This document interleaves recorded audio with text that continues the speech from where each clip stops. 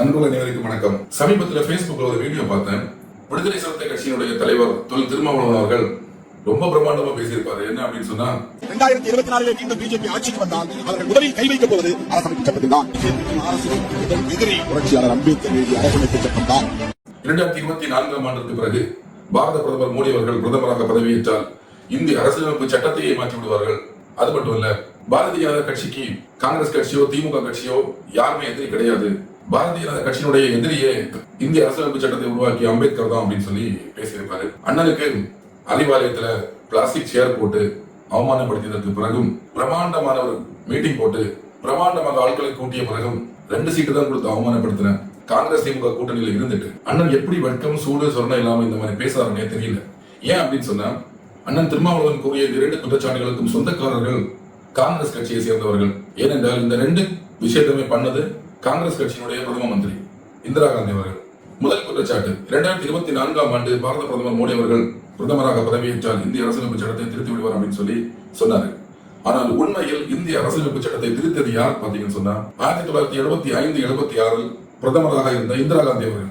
நம்முடைய இந்திய அரசியலமைப்பு சட்டத்தை திருத்துவதற்கு அவர் பயன்படுத்திய ஆயுதம் என்ன அப்படின்னு சொன்னா, 38, 39, 42வது அரசியல் சட்ட திருத்தங்கள். 38வது திருத்தத்தின் மூலமாக 123வது ஷரத்து மாற்றப்பட்டது. அது என்ன அப்படின்னு சொன்னா, எமர்ஜென்சி பீரியட்ல ஒரு சட்டம் இயற்றப்பட்டால் எமர்ஜென்சி பீரியட் முடிஞ்சதுக்கு அப்புறமா அந்த சட்டத்தை நாடாளுமன்றத்தில் நீங்க நிறைவேற்றணும். 2வது பாயிண்ட் என்ன அப்படின்னு சொன்னா, சப்போஸ் அதை நிறைவேற்ற முடியல அப்படின்னு சொன்னா இந்த அவசர சட்டம் நீதிமன்றத்திலையும் போகலாம் அப்படின்னு சொல்ற 2 பாயிண்ட் என்ன பண்ணிட்டாங்கன்னா டோட்டலா திருத்தி அவங்க ஒரு சர்வாதிகாரியை போல அவங்க காட்டிக்கிட்டாங்க. 39வது அரசியல் சாசன திருத்தம் 1975 ஆண்டு ஆகஸ்ட் 7ஆம் தேதி இந்திரா காந்தி அவர்கள் கொண்டு வராங்க.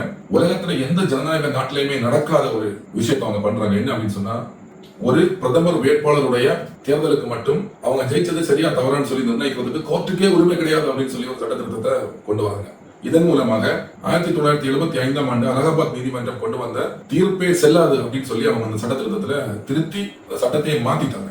இறுதியாக 1976 42வது சட்ட திருத்தத்தை கொண்டு வந்து 58 ஷரத்துக்களை டோட்டலா மாத்தி இந்திய அரசியலமைப்பு சட்டத்தையே மாத்திட்டாங்க. 1975 முதல் 76 வரை 19 மாதம் இந்திய நாட்டு ஒரு அடிமை நாடாக்கி இந்திய மக்களை அடிமையாக்கி ஆட்சி பண்ணி சர்வாதிகாரி போல இந்திரா காந்தி காங்கிரஸ் கட்சியை சேர்ந்த இந்திரா காந்தி அம்மையார் ஆட்சி பண்ணாங்க. அண்ணன் திருமாவளவனுக்கு இதெல்லாம் தெரியுமானே தெரியல. அண்ணன் திருமாவளவன் PhD பண்ணியிருக்காரு. இந்த புக் எடுத்துல கொஞ்சம் படிக்காரு. 2வது குற்றச்சாட்டு என்ன அப்படின்னு சொன்னா, பாரதிய ஜனதா கட்சிக்கு எதிரி திமுகவோ காங்கிரஸோ கிடையாது, அம்பேத்கர் தான் அப்படின்னு பேசியிருப்பாரு. ஆனால் உண்மையில் என்ன நடந்தது தெரியுமா?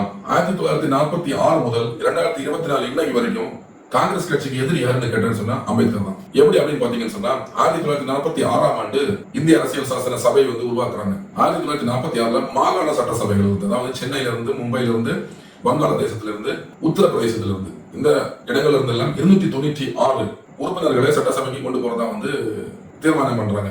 இந்த 296 உறுப்பினர்களில் மும்பையில் இருந்து டாக்டர் அம்பேத்கர் அவர்களை செலக்ட் பண்ணிருக்கணும். ஆனா என்ன நடந்தது அப்படின்னு சொன்னா, பண்டித ஜவஹர்லால் நேரு அவர்கள் மும்பையுடைய முதல்வராக இருந்த BG கேர் அப்படின்னு சொல்றவருக்கு இன்ஸ்ட்ரக்ஷன்ஸ் கொடுத்து டாக்டர் அம்பேத்கரை மும்பையில் இருந்தவங்க தேர்ந்தெடுக்கவில்லை. இதை கேள்விப்பட்ட அகில இந்திய பட்டியலின சம்மேளனத்தினுடைய தலைவர் ஜோகேந்திரநாத் மண்டல் என்பவர் என்ன பண்றாரு அப்படின்னு சொன்னா, தனக்கு கிடைச்ச தலைவர் பதவியை டாக்டர் அம்பேத்கர் அவர்களுக்கு கொடுத்து நேருடைய சதியை முறியடித்து டாக்டர் அம்பேத்கர் அவர்கள் அரசியல் சாசன சபைக்குள்ள அனுப்புறாங்க. இந்த விஷயம் நடந்து கொஞ்சம் மாசத்துக்கு அப்புறமா 1947 ஆண்டு ஜூன் மாசம் நேரு என்ன பண்றாரு அப்படின்னு சொன்னா, இந்திய அரசியல் சாசன வரைவுக்குழு தலைவராக ஐவர் ஜெனிங்ஸ் அப்படின்னு சொல்ற ஒரு ஆளை போடணும் அப்படின்னு சொல்லி மகாத்மா காந்தி கிட்ட பரிந்துரை பண்றது. ஆனா மகாத்மா காந்தி என்ன பண்றாரு அப்படின்னு சொன்னா, அந்த பரிந்துரையை நிராகரித்து டாக்டர் அம்பேத்கர் அவர்களை தான் போடணும் அப்படின்னு சொல்லி உத்தரவு போடுறாரு. அந்த உத்தரவை மீற முடியாம தான் டாக்டர் அம்பேத்கர் அரசியல் சாசன வரைவுக்குழு தலைவரை நேரு போடுறாரு. இதுலயே நேரு சூழ்ச்சி மகாத்மா காந்தி முறியடிக்கிறாங்க. சரி, 1946-47 இந்த விஷயம் நடக்குது. இன்றைக்கு காங்கிரஸ் கட்சி டாக்டர் அம்பேத்கர் அவர்களுக்கு மரியாதை கொடுக்குறாங்களா என்னன்னு பார்த்தா அதுவும் இல்ல. ராகுல் காந்தி அவரோட உதவியாளர் சாம் பித்ரோடா என்ன சொல்றாரு அப்படின்னு சொன்னா, ஒரு மூத்த தலைவர் சுசீந்திர குல்கர்னி என்பவர் இந்திய அரசியலமைப்பு சட்டத்தை எழுதுனது டாக்டர் அம்பேத்கர் கிடையாது, அது ஜவஹர்லால் நேரு தான் எழுதினார் அப்படின்னு சொல்லி இன்னைக்கு கூட இந்த 2023-24 ஆண்டுல கூட காங்கிரஸ் கட்சி டாக்டர் அம்பேத்கர் அவர்களுக்கு எதிராக தான் பேசுறாங்களே தவிர சாதகமா பேசல. அண்ணன் திருமாவளவன் அவர்களுக்கு இதெல்லாம் தெரியாது போல. அண்ணன் முதல்ல புக் எடுத்து இந்த விஷயங்கள் எல்லாம் படிங்க. படிச்சதுக்கு அப்புறமா உங்களுக்கு பாரதிய ஜனதா கட்சியை பற்றியோ பாரத பிரதமர் மோடி அவர்களை பற்றியோ பேசுவதற்கு தகுதி இருக்கா அப்படின்னு சொல்லி ஒரு நிமிஷம் யோசிச்சு பேசுவது மிக்க நன்றி.